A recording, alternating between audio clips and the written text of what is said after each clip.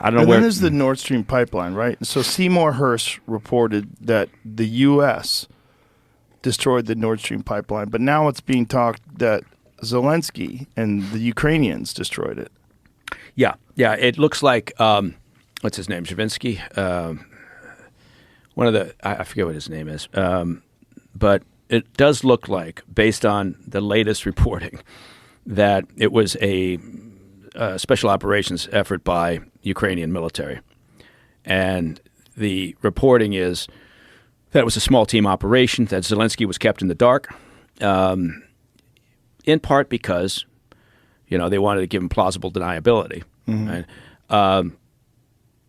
It's not necessarily a good look if they don't, go to the leader and say, well, this is what we're thinking about doing. Do you authorize it? Zelensky probably would have said no. So there's an element of that. They probably thought, well, we think it's a good idea, so we're going to do it. Let's keep him in the dark, and then he can say he didn't know anything about it.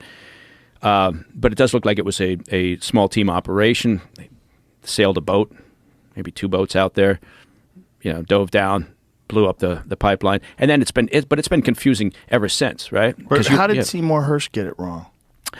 I don't know. I don't know what his sources were, so I don't want to say anything. He's a very he's a focused and energetic, investigative guy. He's certainly got a lot of experience, so I don't know what his sources were, but there was it was Russia was being blamed. People were saying Russia did it, which was not out of the realm of possible. People were saying it's the U.S. People were saying it's Britain. People were saying it's Ukraine. Everybody was blaming everybody else, and it's still not completely clear. But it does look like it was something that the Ukrainians did, and at the end of the day, that would make sense, I think. But so it still needs a little more clarity. But I think that seems to be where it's going in terms of the reporting. But it's remarkable because February will be 2 years. And we were in Afghanistan for 20 years before people just said, fuck it, we're done, right? We can't do it anymore. This has been 2 years, not even 2 years. And you've got some people in the States going, fuck it, we're kind of done. Do we really need to worry about this? And, it'd be great to figure out a way to be more efficient with our spending of our money and more transparent with it.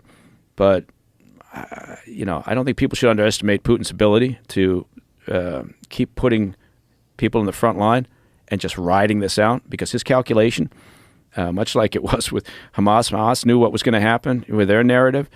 I think Putin looks at the West and says, you'll get tired of this. Right? I'll just outlast you because I don't care. And he's dedicated to, rebuilding in some fashion the old Soviet Union.